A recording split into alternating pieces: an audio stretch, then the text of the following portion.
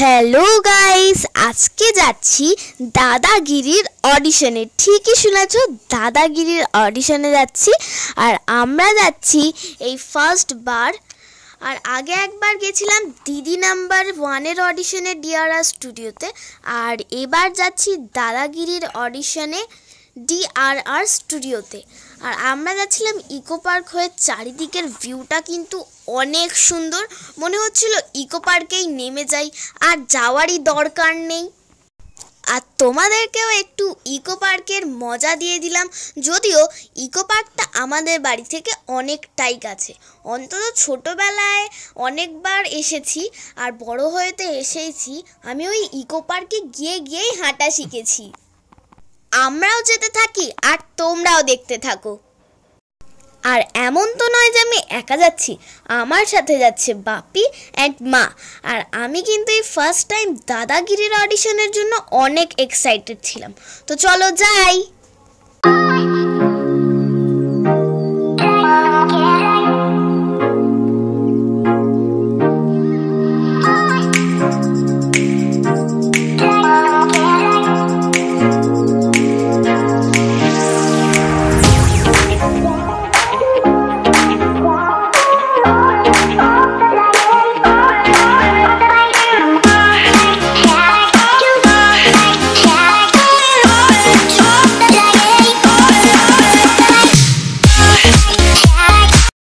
এটা তোমাদেরকে চিনার পার্ক আর প্যাঁচার মনের মাঝখানের ভিউটা দেখালাম।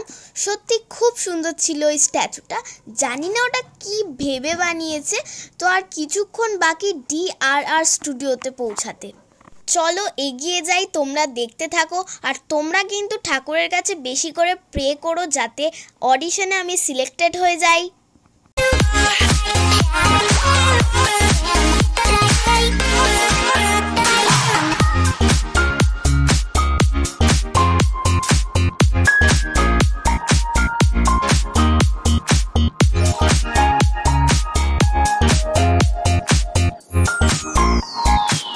আমরা পৌঁছে গেলাম আমাদের গন্তব্যস্থল ডিআরআর স্টুডিওতে। তো ওখানে কি জিজ্ঞেস করলো অডিশনে আর কি বলতে হলো সবই তোমাদেরকে বলবো। তো তার জন্য পুরো ভিডিওটায় তোমাদেরকে কিন্তু থাকতেই হবে। আর ওখানে যেতে হলে তোমাদেরকেও কিন্তু আমার বাপির মতো ইমেল করতে হবে। মানে আমি বলতে চাইছি আমার বাপিও ওখানে ইমেল করেছিল, আর তারপরে ওখান থেকে আমায় ডেকেছে। আর ওখানে ফর্ম ফিল আপের জন্য কিন্তু একটা পাসপোর্ট সাইজ ছবি লাগবে, সেটা কিন্তু মনে করে নিয়ে যেও। আমি আর মা এগোচ্ছে, আর পিছন বাপিও আসছিল। আর এখানে কিন্তু জি বাংলার 3টে প্রোগ্রামের অডিশন হচ্ছিল, ডান্স বাংলা ডান্স, দিদি নাম্বার 1 আর দাদাগিরি। আমরা এসেছিলাম দাদাগিরির অডিশনের জন্য।